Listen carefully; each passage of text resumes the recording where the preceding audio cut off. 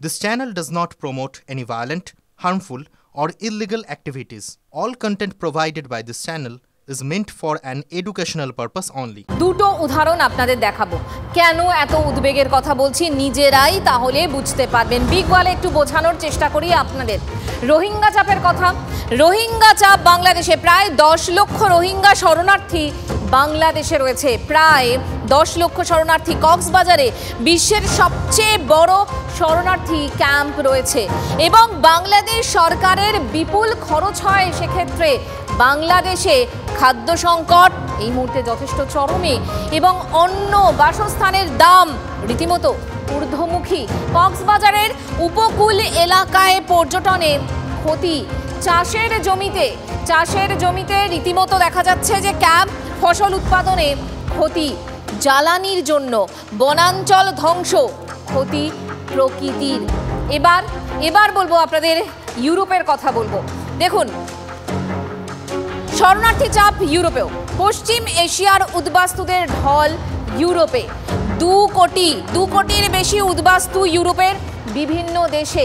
শরণার্থীদের জন্য ইউরোপের দেশগুলোর বিপুল খরচ হয় এবং দেশের নাগরিকদের জন্য বাজেটে কাটছাঁট করতে হয় তাই। এবং ইউরোপের আর্থসামাজিক যে পরিস্থিতি, সেই বিরাট পরিস্থিতিতেও বিরাট বদল। একাধিক দেশে আইন শৃঙ্খলার অবনতিও হয় এবং ব্রিটেনের একাধিক শহরে গোষ্ঠী সংঘর্ষ চলছে। ব্রিটেন সফর নিয়ে ভারতীয়দের নির্দেশিকা বিদেশ মন্ত্রকের। এই মুহূর্তে খানিকটা শরণার্থীর মতোই ভারতে আশ্রয় নিয়েছেন বাংলাদেশের পদত্যাগী প্রধানমন্ত্রী শেখ হাসিনা। 1975 এই অগাস্ট মাসেই ভারতে আশ্রয় নিয়েছিলেন বঙ্গবন্ধু শেখ মুজিবুর রহমানের কন্যা শেখ হাসিনা। 2024 আবার একটা অগাস্ট, আবার দিল্লিতে শেখ হাসিনা। এবার কি হবে? ভারতেই কি থাকবেন হাসিনাকে রাজনৈতিক আশ্রয় দেবে ভারত, নাকি এবার অন্য কোথাও আশ্রয় খুঁজতে হবে বাংলাদেশের প্রাক্তন প্রধানমন্ত্রীকে?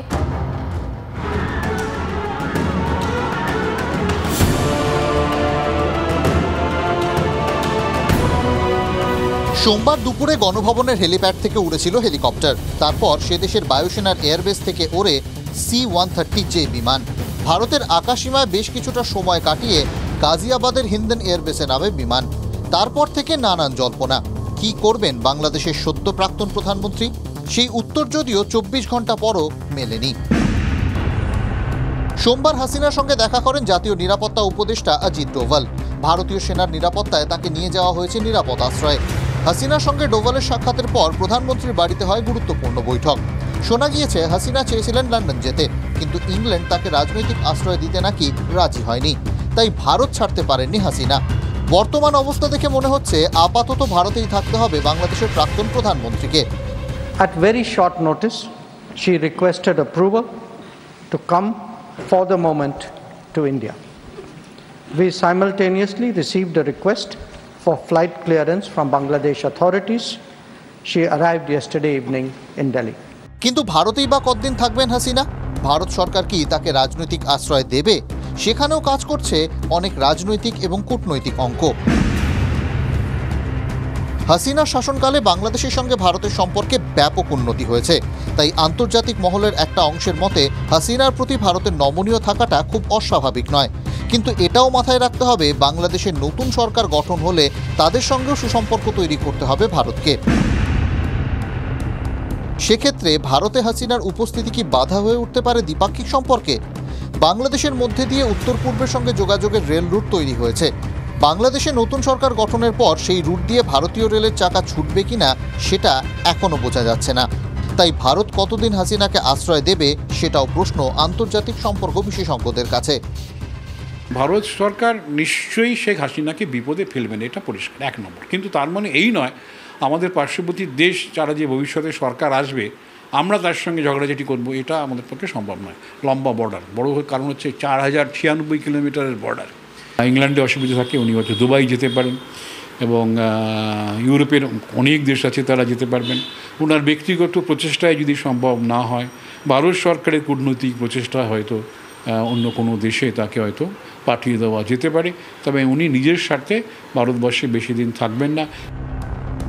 মঙ্গলবার সর্বদল বৈঠকে রাহুল গান্ধী প্রশ্ন করেছিলেন শেখ হাসিনার উপস্থিতি ও তার বর্তমান অবস্থা নিয়ে। সরকারের পক্ষ থেকে জানানো হয়, শেখ হাসিনা এখনও ঘটনার ধাক্কা কাটিয়ে উঠতে পারেননি, তাকে গোপন আস্তানায় রাখা হয়েছে। তার নিরাপত্তার বিষয়টি দেখছেন জাতীয় নিরাপত্তা উপদেষ্টা অজিত ডোভাল।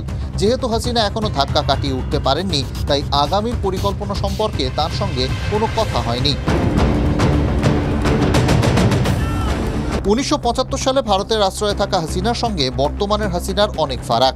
1975-এ যা খুব সহজে হয়েছিল, 2024-এ সেটা নাও হতে পারে বলে মনে করছে আন্তর্জাতিক মহল। Bureau report, TV9 Bangla. ছিল ছাত্রদের কোটা সংস্কার আন্দোলন, হঠাৎই সেই আন্দোলনের মোড় বদলে গেল। শেখ হাসিনার পদত্যাগ চেয়ে রক্তক্ষয়ী প্রতিবাদ। কি এমন হলো? আবার সেনা শাসনে ফিরে গেল বাংলাদেশ। পিছনে চীন, পাকিস্তানের হাত, সন্দেহ ভারতীয় গোয়েন্দাদের। ভারতের কাছে বারবার তিস্তা চুক্তি চেয়েও পাননি শেখ হাসিনা। তারপরও তিস্তা উন্নয়ন প্রকল্পে চীনের চেয়ে ভারতকেই এগিয়ে রেখেছিলেন মুজিব কন্যা। 25শে জুনের এই মন্তব্যই কি কাল হলো? তাই কি চীনের রোষে প্রধানমন্ত্রীর পদ গেল শেখ হাসিনার?